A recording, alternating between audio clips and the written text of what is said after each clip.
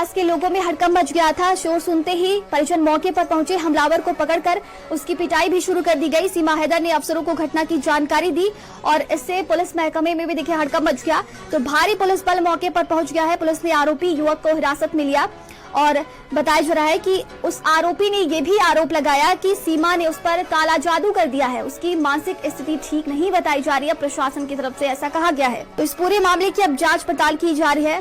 सीमा हैदर को तो आप सभी जानते होंगे। अब देखिए, पाकिस्तान से वाई पबजी गेम खेलते हुए सचिन से दोस्ती हुई थी और बॉर्डर पार कर अवैध तरीके से वो भारत में घुसी। इसके बाद देखिए शादी करती है सचिन से। लगातार कई बार वो सुर्खियों में रही है, लेकिन एक बार फिर से सीमा चर्चा का विषय बन गई है क्योंकि उनके घर पर जानलेवा हमला हुआ है।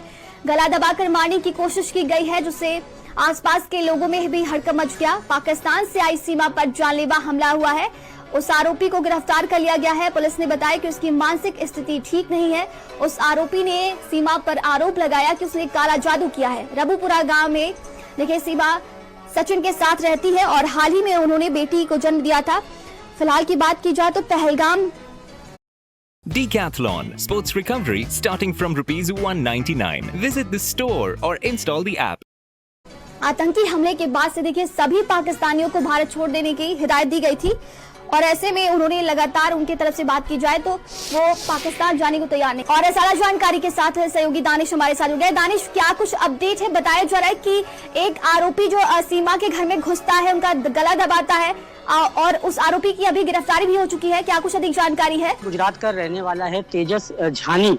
ये बाकायदा गुजरात से चला जनरल डिब्बे में यहाँ तक पहुंचा है क्योंकि उसके पास से टिकट बरामद हुआ है ट्रेन का, और जो ट्रेन का टिकट बरामद हुआ है वो जनरल डिब्बे का टिकट है। वो यहाँ पर दिल्ली पहुंचा है। दिल्ली से ग्रेटर नोएडा रबूपुरा का जो इलाका है, गाँव है जो गौतम बुद्ध नगर का, वहाँ पर पहुंचा है। और जो सीमा का घर है उसमें बाकायदा पहुंचने के बाद उसने दरवाजे पे लाते मारी। आरोप है कि वो अंदर घुसा और गला दबाने की कोशिश करी सीमा हैदर की, और साथ ही उसको जो है चाटे भी उसके ऊपर मारे। लगातार जब पहलगाम हमला हुआ तो हमले के बाद सोशल मीडिया पे लगातार ये जो है मुद्दा उठाया जा रहा था कि सीमा हैदर को भी वापस भेजा जाए। उसको भी क्योंकि वो भी यहाँ पर आई है, बिना वीजा के यहाँ रह रही है। हालांकि जो कोर्ट है, जिला न्यायालय ने बाकायदा उसको रहने की इजाजत दी थी रबूपुरा में जब तक केस चल रहा है, क्योंकि इसकी जांच भी बहुत हुई थी और जांच अभी भी इसकी चल रही है। तो जिस तरीके से लगातार एक जो है सोशल मीडिया पे मुहिम चलाई गई और लोगों ने सीमा हैदर को वापस भेजने की बात कही कि हाँ उसको भी वापस भेजा जाए, क्योंकि पहलगाम हमला जो हुआ गुस्से में थे लोग। लिहाजा ये माना जा रहा है कि उसी मैसेजों से, उसी सोशल मीडिया प्लेटफॉर्मों से प्रेरित होकर ये युवक यहाँ तक पहुंचा है और उसने इस तरीके के जो है हरकत करी है। हालांकि 2 सिपाही जरूर वहाँ तैनात रहते हैं, लेकिन जिस वक्त ये हमला हुआ उस वक्त वहाँ पर कोई मौजूद नहीं था। जब वहाँ पर शोर मचाया गया, जो आसपास के लोग हैं वो इकट्ठा हुए, इस युवक को पकड़ा, उसके साथ मारपीट करी, उसको पुलिस के हवाले किया। पुलिस ने जब इससे पूछताछ करी है तो बताया गया है कि इसकी अभी तक फिलहाल जो पुलिस का कहना है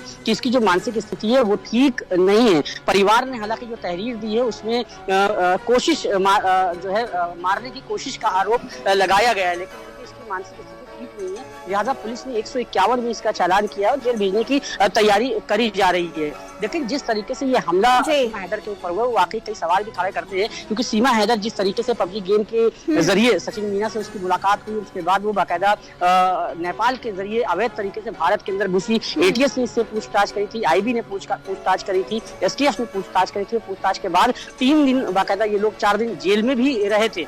जेल के बाद जब जिला न्यायालय पूरा मामला पहुंचा था तो जिला न्यायालय ने इनको जमानत दी थी और ये कहा था कि रबूपुरा में फिलहाल अभी सीमा हैदर रहेगी। हालांकि कानूनी दांव पेचों की अगर हम बात करें, सीमा हैदर ने हर तरीके से अपने हथकंडे अपनाए। उसकी एक अभी कुछ दिन पहले ही एक बेटी को भी जन्म दिया है। बाकायदा उस बेटी का जो बर्थ सर्टिफिकेट है वो भी रजिस्टर्ड हो गया है उत्तर प्रदेश सरकार के जो वेबसाइट है। तो जो इनके वकील हैं एपीसी, उनका कहना है कि हमने राष्ट्रपति के पास अर्जी लगाई हुई है सीमा हैदर को यहाँ की नागरिकता, उसको शरणार्थी समझा जाए, नहीं उसको कोई घुसपैठिया समझा जाए। लेकिन जो ये हमला हुआ है, लेकिन ये भी सवाल उठता है कि जिस तरीके से आरोपी की गिरफ्तारी हुई, क्या वो रेकी कर रहा था? वो तभी घर में घुसा जब सीमा अकेली थी, आसपास कोई नहीं था, उसके घर में कोई भी नहीं था। प्रशासन की तरफ से क्या कहा गया है? बिल्कुल, देखिए जो पुलिस के वरिष्ठ अफसरों से हमारी बात हुई है, उनका कहना है कि रैकी की बात गलत है, रैकी नहीं करी गई थी। ये व्यक्ति, क्योंकि ये गांव है, यहाँ पर अगर कोई अनजान व्यक्ति टहलता घूमता दिखता है तो लोग खुद ही पूछ लेते हैं कि आप यहाँ पर क्या कर रहे हैं। चूंकि ये गुजरात का है, जाहिर सी बात इसकी लैंग्वेज भी हमारे जो है उत्तर प्रदेश की तरह या दिल्ली की तरह नहीं होगी, लिहाजा ये आया है और तुरंत घुसा है और इसने इस तरीके का हमला किया है। लेकिन जब पूछताछ इससे गहराई से करी गई तो अभी तक कोई ऐसे साक्ष्य नहीं मिले हैं जिससे ये कहा जाए कि हाँ इसका कोई क्रिमिनल रिकॉर्ड है या फिर इसने प्लानिंग के साथ ये इस हमले को अंजाम दिया है। पुलिस का साफ कहना है कि ये मानसिक रूप से विक्षिप्त है, बाकायदा साइको टाइप का है, लिहाजा ये कह सकते हैं कि हो सकता है कि जिस एक कयास लगाया है पुलिस ने अपनी जांच में अब तक कि हो सकता है कि जिस तरीके से सोशल मीडिया में सीमा हैदर को बाहर भेजने का कहा जा रहा है उससे प्रेरित होकर यहाँ पर आया। और साथ ही पुलिस ने जब पूछताछ करी तो उसने ये भी आरोप लगाया कि सीमा हैदर और सचिन मीना ने उसके ऊपर काला जादू किया है। यानी ये कहें कि अलग अलग तरीके की ये व्यक्ति बात कर रहा है। हालांकि पुलिस का कहना है कि हम डॉक्टर से भी इसकी जांच करवाएंगे,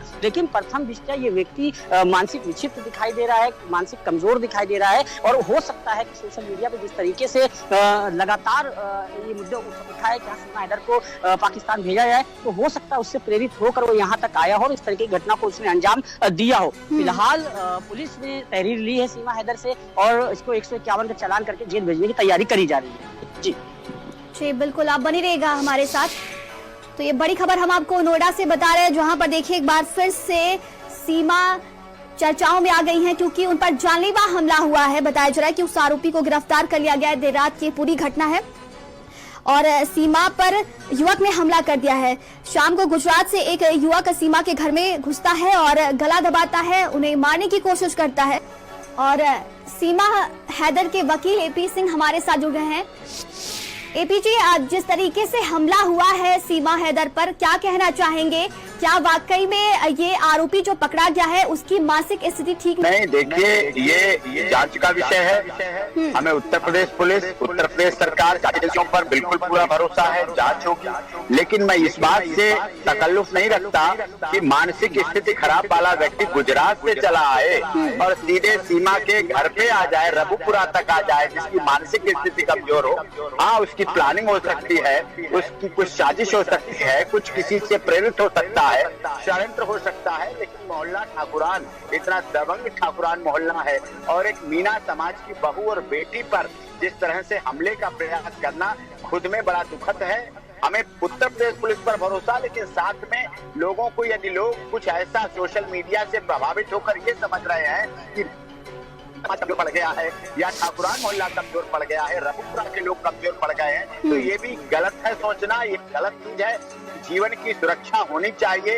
ये माननीय न्यायालय के आदेश के भी अवहेलना है। जिस आदेश के अंतर्गत सीमा अपने रघुपुरा में ससुराल में रह रही है, उस आदेश का पालन भी करा रही, लेकिन जरा सा ही समय मिला अंदर की पुलिस वहां थी सुरक्षा में, लेकिन जैसे वो खाना वाना खाने इधर उधर थे, उतनी एकदम उसी बीच में ऐसा कर देना, दरवाजा को एकदम खटखटाना, खोलना, घुसना, ये सब चीज बहुत ही गलत है। और सोशल मीडिया को सोशल भेड़िया अगर बनाया जा रहा है तो उस पर भी पुलिस प्रशासन को काम करना चाहिए। अगर उससे प्रभावित होकर लोग ऐसा कर रहे हैं जो कि किसी की बेटी बहन की रक्षा नहीं हो पाएगी, इसके लिए निश्चित तौर पर उसकी मानसिक जांच से कैसे तकल्लुफ कर सकते हैं। गुजरात का रहने वाला व्यक्ति है, कहीं पागल खाने में होना चाहिए, कहीं रेलवे स्टेशन पर पड़ा होना चाहिए, कहीं भूखा प्यासा पड़ा होना चाहिए, लेकिन वो देखने में जब सही लग रहा है तो बातों से कैसे मान सकते हैं पागल है। कोई साजिश भी हो सकती है, कोई इसके पीछे और भी हो सकता है,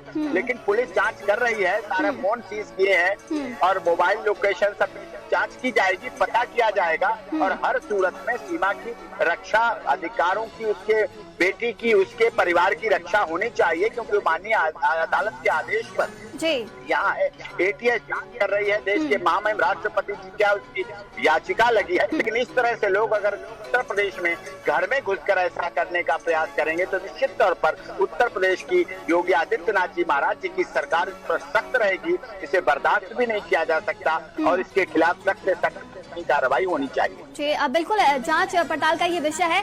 कानून के नजरिए से देखा जाए तो किन धाराओं में ये केस बनता है? ब्रो बवाल